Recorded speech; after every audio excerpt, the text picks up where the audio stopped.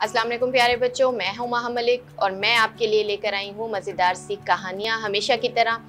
और इसको जल्दी से स्टार्ट कर लेते हैं। आज की कहानी का नाम है सिला रहमी।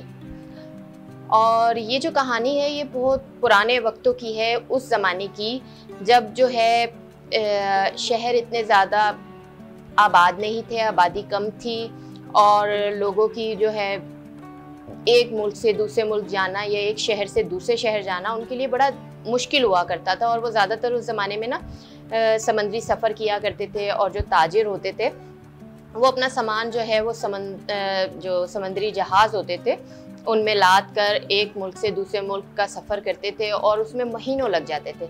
इसी तरह का ये कहानी है इसी चीज़ के बारे में। उसमें ये है कि समंदर का सफ़र तो नहीं है, लेकिन एक शहर और दूसरे शहर के दरमियान में एक दरिया गुजरता था। तो जो एक शहर के लोग थे वो दूसरे शहर में जाने के लिए उस दरिया को क्रॉस करते थे और अपनी चीज़ें ले जाके वो दूसरे शहर में बेचा करते थे। यानी वो छोटे छोटे सौदागर थे, बहुत बड़े नहीं थे। तो इस कहानी में जो है वो दो सौदागरों की के बारे में मैं आपको बताऊंगी कि दोनों सौदागर जो हैं वो दरिया पे आते, अपना सामान लेकर कश्ती में सवार होते और दूसरे किनारे पे उतर जाया करते और फिर वहाँ पे जाके वो अपना सामान बेचते थे। उस सामान में उनके पास उस ज़माने में हाथ से बने हुए मोतियों की कोई माला होती थी, छोटा मोटा जेवर होता था, बालों में लगाने के लिए खूबसूरत कंघियाँ होती थी जो लकड़ी से भी बनी होती थी, और जो है शीशे होते थे, खूबसूरत आईने बने हुए।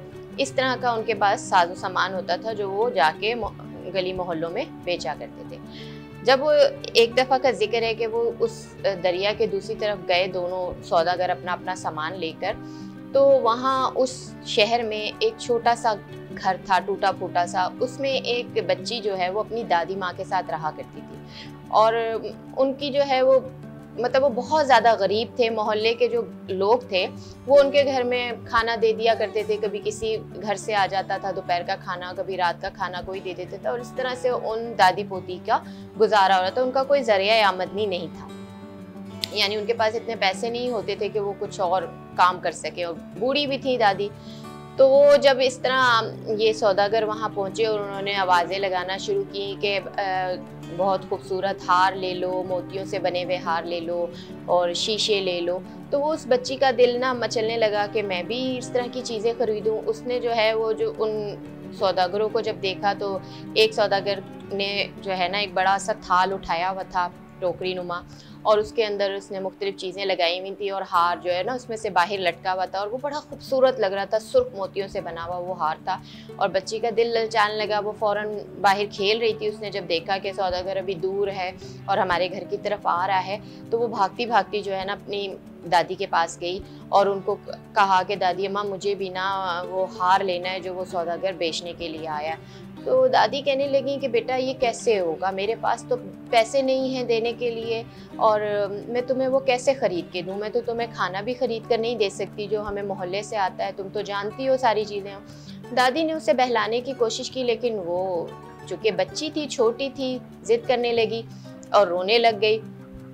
दादी को उस पे तरस आया और उसने कहा अच्छा मैं देखती हूँ हमारे घर में कोई ऐसी चीज़ हो जिसे मैं उस सौदागर को दे दूँ और उसके बदले उससे तुम्हारे लिए कुछ हार या कोई जेवर खरीद लूँ।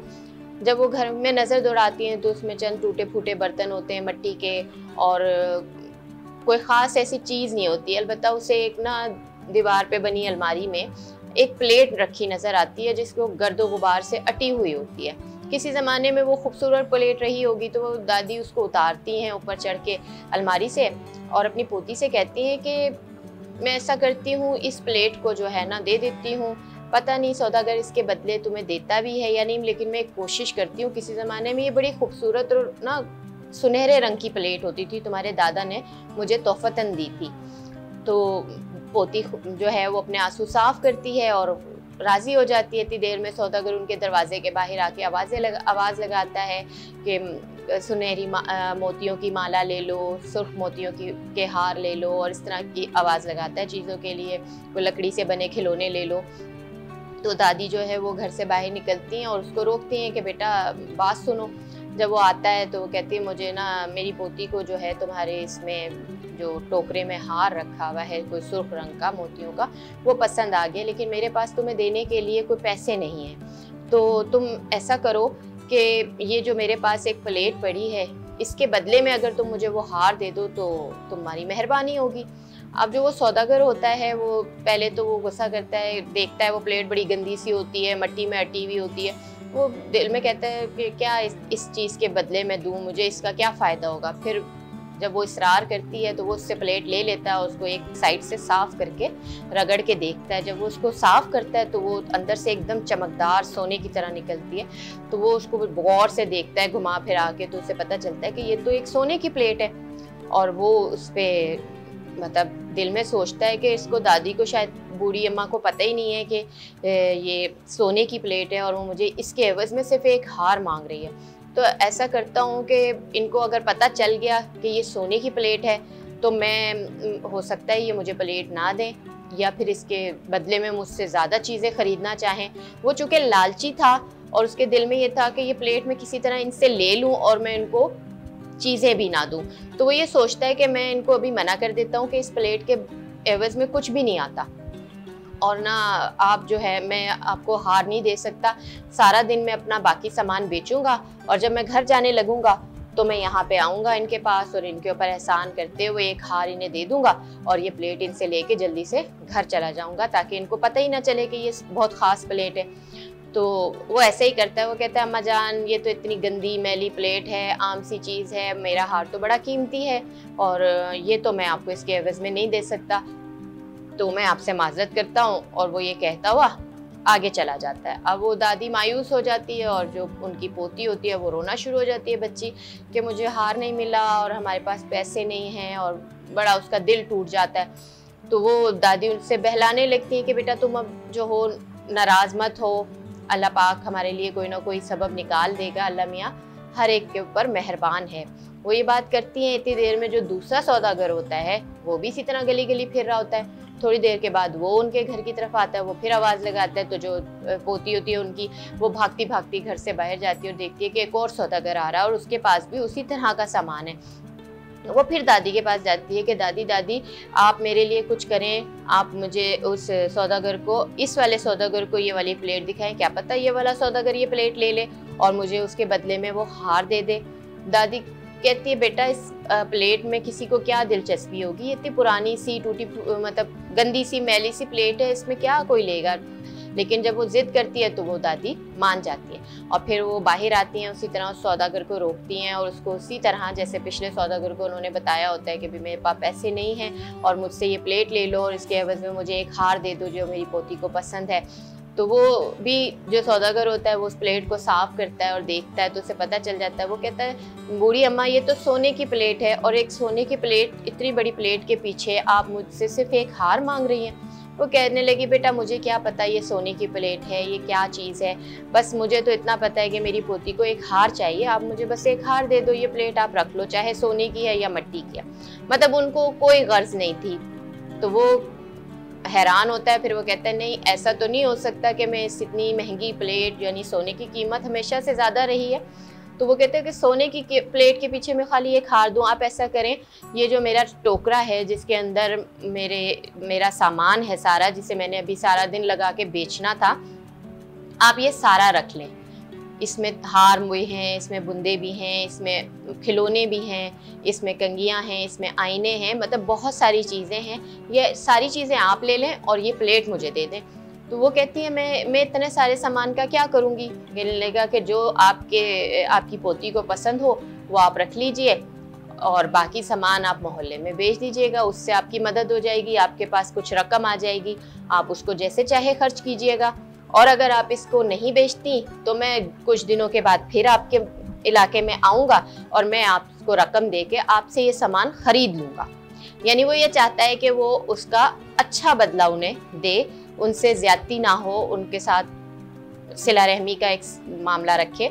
तो वो इस पे राज़ी हो जाती हैं, बूढ़ी अम्मा जो होती हैं, दादी अम्मा, वो राज़ी हो जाती हैं, वो टोकरा रख लेती हैं। बच्ची उस टोकरे में जब देखती है तो उसको वो सुनहरे हार भी मिलते हैं मोतियों वाले और रेड कलर के सुर्ख रंग के मोतियों के हार भी होते हैं उसमें, मतलब बहुत सारी चीज़ें होती हैं जो उसको पसंद होती हैं और वो सब ले सकती है। तो वो रख लेती हैं टोकरा और वो उसको प्लेट दे देती हैं। वो उस प्लेट को जो है अपने लिबास के अंदर छुपा लेता है और छुपा के और वो दरिया की तरफ चल पड़ता है। दरिया की तरफ जाते जाते शाम हो जाती है, क्योंकि ज़ाहिर दरिया से शहर थोड़ा फासले पर होता है, चलते हुए जाते हैं। तो जब वो दरिया के किनारे पहुंचता है तो काफ़ी शाम हो चुकी होती है और एक ही कश्ती रह जाती है जो है ना जल्दी जल्दी मुसाफिरों को सवार कर रही होती है, और आखिरी कश्ती होती है जो दूसरे किनारे तक उसने जाना होता है मुसाफिरों को लेकर। तो वो जल्दी से उसमें सवार हो जाता है और वो खुश होता है इस बात पे कि आज जो है मेरा सारा सामान भी बिक गया और मुझे इतनी मेहनत भी नहीं करनी पड़ी, मतलब बहुत ज़्यादा फिरना भी नहीं पड़ा, और उसके एवज़ में मुझे एक अच्छी चीज़ भी मिल गई है। इतनी देर में जो दूसरा लालची सौदागर होता है वो भागा भागा जो होता है ना उन बूढ़ी अम्मा के घर की तरफ आता है और वो कहता है कि अच्छा मेरा तो काफ़ी सारा सामान बिक चुका है और थोड़ा सा ही रह गया, तो मैं ऐसा करता हूँ कि उनसे वो प्लेट ले लेता हूँ, उनको एक हार दे के और मैं चला जाता हूँ। तो वो जब उनके घर पहुंचता है तो देखता है वहाँ पे तो एक टोकरा रखा हुआ है सामान का जिसके अंदर तमाम चीज़ें मौजूद हैं। तो उसको वो पूछता है ये कहाँ से आया। तो बूढ़ी अम्मा कहती है तुम्हारे तो मतलब की नहीं थी वो प्लेट, दूसरे सौदागर को समझ में आई, उसने ले लिया और हमें ये टोकरा दे दिया। अब हमें तुम्हारी चीज़ों की कोई हाजत नहीं है, यानी कोई ज़रूरत नहीं है, अब तुम जा सकते हो। वो भागा भागा दरिया के किनारे की तरफ जाता है। इतनी देर में जब वो दरिया किनारे पहुँचता है तो क्या होता है कि वहाँ पे वो कश्ती चल पड़ी होती है और थोड़ा सा किनारे से दूर चली गई होती है। वो आवाज़ें लगाता है कश्ती को रोकने के लिए, लेकिन कश्ती वाला कश्ती नहीं रोकता। और जो दूसरा सौदागर होता है उसको भी आवाज़ें लगाता है कि ये प्लेट तो मेरी थी, ये मैंने ख़रीदनी थी, तुम कहाँ लेकर जा रहे हो।